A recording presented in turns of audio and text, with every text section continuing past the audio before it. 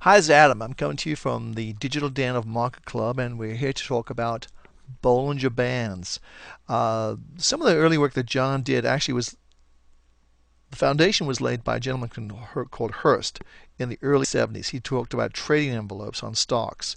Well, John basically improved on this theory because he used a dynamic tool as opposed to a fixed tool. And how he did this was by running a 20-period moving average through prices and putting a high and low band, or in this case, two standard deviations wide.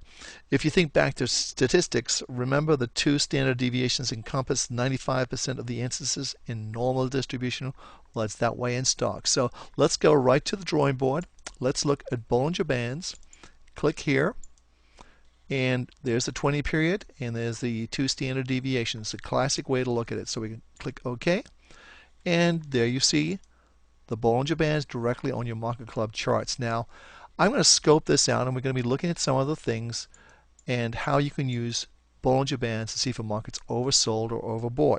Basically, with oversold conditions, whereas we would say this would be an oversold condition right around here, you want to use another tool in conjunction with Bollinger Bands, and that tool would either be a stochastics indicator or an RSI. Now, you can do this on weekly charts. We're showing this on a daily S&P 500 chart, but you can actually do this on a weekly S&P or a monthly S&P or any market that you want to basically track. Now, the interesting thing about bands, and there's three of them, there's one here, and then one here. They tend to act as support and resistance. Now, support being obviously right here. See how the band came down and bounced back up over the midpoint, and again here, and again how it acted as resistance here and here. It's just how the market for some reason works, and it's pretty interesting stuff. Now also, when a market closes out of the bands, it tends to be a potential trend change. For example, it closed out right here two times, and it looks like we may be seeing some further action there. The other thing that's really interesting with Bollinger Bands, and I'm going to scope this out a little further, so I'll take everything off the screen.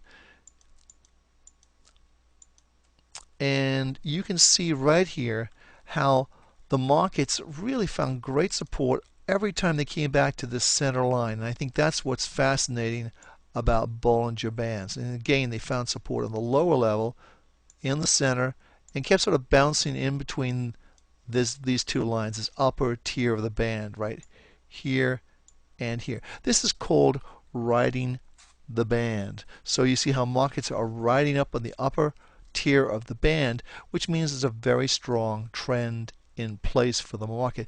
As you can see, the same thing taking place here as the markets all stayed above the middle line and sort of found support on any kind of pullback until eventually it came down and found support at the lower level. So the bands tend to act as support and resistance. Now, when you're seeing a market tighten up and the bands are very narrow, it means that there's a potential that the markets are going to be very volatile and have big moves. So let's step that ahead, and I'm going to scope this back in, and we're going to look at the markets where they are now. So I'm going to click very easily. See how this is easy? I'm also using Japanese candlestick charts in Market Clubs because I like the way the information this gives me. Now you can see here, we're doing this live, and you can see the date is the 7th of November. The market's down about 27 points on the S&P, so it's this day right here. If we just look right here, it's at 1,493. So it's down, potentially going to close lower, but it looks like it's riding the band on the downside. See how all the bands have turned down now?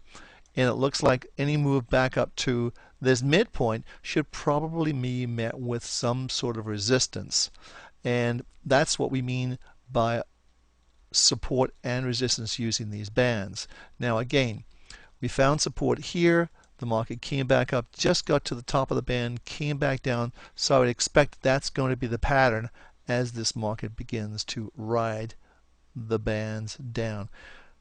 Bollinger Bands are very interesting when you use them in conjunction with other technical tools. As I said, you can use this with the RSI And just for fun, I'll show you how that's done. We're going to put an RSI, which is right here.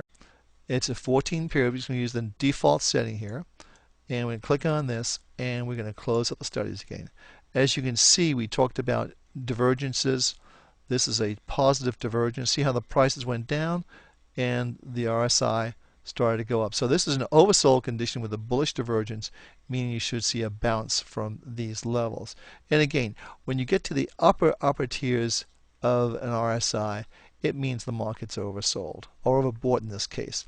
And you can also be sure when it's down towards these lower levels, it's oversold. So this is just one of the tools you can use in conjunction with Bollinger Bands. I think you'll find them useful.